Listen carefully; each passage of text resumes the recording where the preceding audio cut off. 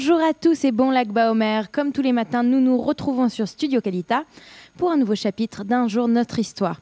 Si vous avez toujours rêvé d'en savoir plus sur les événements et les personnages qui ont fait notre histoire, cette émission est faite pour vous.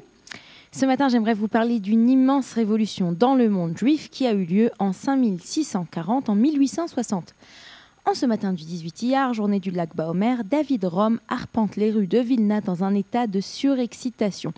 Sa maison d'édition, créée par son grand-père Baruch plus de 70 ans plus tôt, n'a jamais entrepris un travail aussi gigantesque. Après de longues années de travail, le premier tome de son édition du Talmud va paraître aujourd'hui. Ce n'est pas la première fois qu'on imprime le Talmud. C'est l'éditeur chrétien Daniel Bomberg qui imprime à Venise la première édition intégrale vers 1520. Puis d'autres maisons d'édition juives reprennent le flambeau. Mais le travail des éditions Rome est vraiment novateur et révolutionnaire pour 3 raisons. Tout d'abord, la première raison est que pour réaliser son édition du Chasse, les 6 ordres du Talmud, David a décidé de rechercher le texte le plus précis. Il met en place toute une équipe qui recherche partout des manuscrits du Talmud. Il se trouve qu'il en existe très peu. Nous sommes après des siècles d'une longue lutte livrée par l'Église catholique contre le Talmud. Cette même lutte qui a débouché sur de nombreux autodafés au cours desquels on brûlait les manuscrits du Talmud. David Rome dépense donc énormément d'argent afin d'acquérir ces versions. Il veut arriver à la formulation la plus rigoureuse de son époque et il y arrive.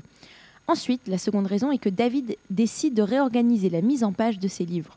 Au lieu d'avoir le texte du Talmud suivi des commentaires des Rishonim, vous savez, ces décisionnaires en matière de loi juive, vivant entre le déclin des académies talmudiques de Babylone vers 1038 et avant la rédaction du Shulchan Aruch vers 1565, tout est sur la même page. Au cœur de la page se trouve le texte du Talmud et sur les côtés, on imprime les commentaires de l'exégète champenois Rashi et de ses petits-fils, les Tosfot. Cette mise en page est révolutionnaire. Elle crée un lien indéfectible entre les trois lors de l'étude. Enfin, cette mise en page entraîne la troisième raison de cette révolution. Après avoir mis en page le texte du Talmud avec ses commentaires, les éditions Rome numérotent les feuillets. Le numéro d'une page de Talmud, appelé Daf, folio en français, réfère à ces 2 faces. Chaque face est appelée Hamoud, une page, et est titrée Aleph ou Bet, soit face A ou B. Cette nouvelle mise en page facilite la recherche dans un traité du Talmud. Jusqu'alors, les auteurs de littérature rabbinique antérieure ne se référaient qu'au traité ou au chapitre. Ce format devient le format de référence. Quand on cite le Talmud, on va dire à présent le nom du traité, le numéro de la daf, le folio, et l'Hamoud, la page, A ou B. Par exemple, Ta'anit 23b. L'édition Rome établit aussi qu'il existe 5894 pages. Plus personne ne va remettre en cause ce chiffre. Il existe aussi d'autres raisons qui font de ces livres des monuments de l'étude juive. David Rome intègre à ces volumes d'autres commentaires. Beaucoup de leurs manuscrits ont disparu pour les raisons que nous avons évoquées plus haut. David Rome dépêche ses hommes partout en Europe pour faire ses commentaires. Il va même envoyer quelqu'un à Rome, au Vatican, afin que le commentaire de Rabbi Hananel ben Chouchiel, rabbin de Kérouan, en la Tunisie d'aujourd'hui, soit recopié. On ne peut pas parler de cette édition sans rappeler le nom de Mordechai Plungian. Mordechai est un érudit, écrivain et linguiste qui va être à la tête de l'édition Rome du Talmud. C'est lui qui fait attention à tous les détails de ce travail titanesque. Il va, entre autres, rédiger des notes sur chaque page pour expliquer les la'az, les célèbres mots en français que Rashi ou les Tosfot utilisent pour trouver la bonne formule d'explication. Pour la petite anecdote, le petit-fils de Plungian ne sera autre que Moshe Beilinson, célèbre dirigeant sioniste.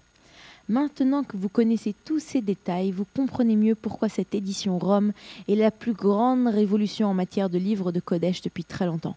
Elle prend d'ailleurs très rapidement le nom d'édition Vilna, connue jusqu'à ce jour. Et l'on comprend aussi beaucoup mieux l'émotion et la joie de notre ami David Rome. David Rome qui va d'ailleurs décéder 2 ans plus tard en 1882. Et devinez qui va s'occuper de terminer la publication de tous les opus du Talmud Rome ?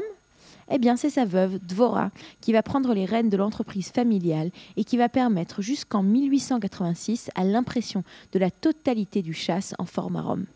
C'est donc une histoire fabuleuse mêlant les livres, les amoureux des livres et l'un des textes les plus importants du corpus juif que je vous ai raconté aujourd'hui. À demain pour une autre histoire de notre peuple.